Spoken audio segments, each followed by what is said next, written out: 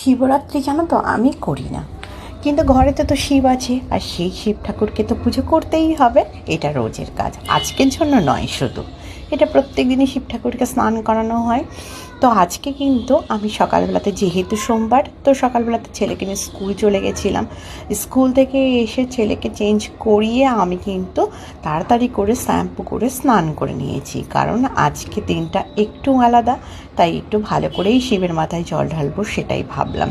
তার জন্য এসে তাড়াতাড়ি করে স্নান টান সেরে নিলাম, নিয়ে ভাবলাম আগে পুজো করব, তারপরে রান্না করব, তারপরে খাবো।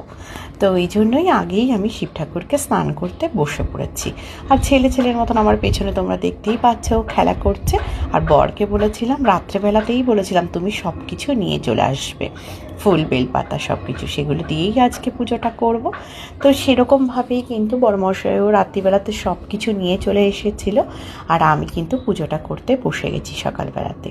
আজকে পুজোটা অনেক ফাস্ট করে ফেলেছি, ভিডিওটা ছাড়তে একটু লেট হয়ে গেল, কিন্তু পুজোটা আমার অনেকক্ষণ আগেই হয়ে গেছিলো। আর নীলের উপোসটাতে আমি বাইরে যাই জল ঢালতে, আর বাইরে জল ঢালা আর ঘরে জল ঢালা ব্যাপারটা তো একই, বলো, শিব তো একই। তো আমার ঘরের শিবকে আমি পুজো করলেই তাতেই আমার শান্তি। তো দেখো আমি তার জন্য কিন্তু সব কিছু দিয়ে, ফুল বেলপাতা দিয়ে ঠাকুরকে পুজো করে নিলাম। আর পুজো করে মনটা বেশ শান্তি শান্তি হয়ে গেল।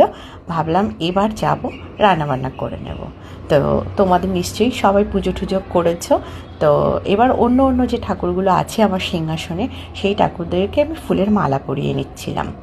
আর এদিকে একটু কর্পূর জ্বালিয়ে নিচ্ছিলাম, কর্পূরটা আমি রোজেরই পুজো করতে বসে জ্বালাই।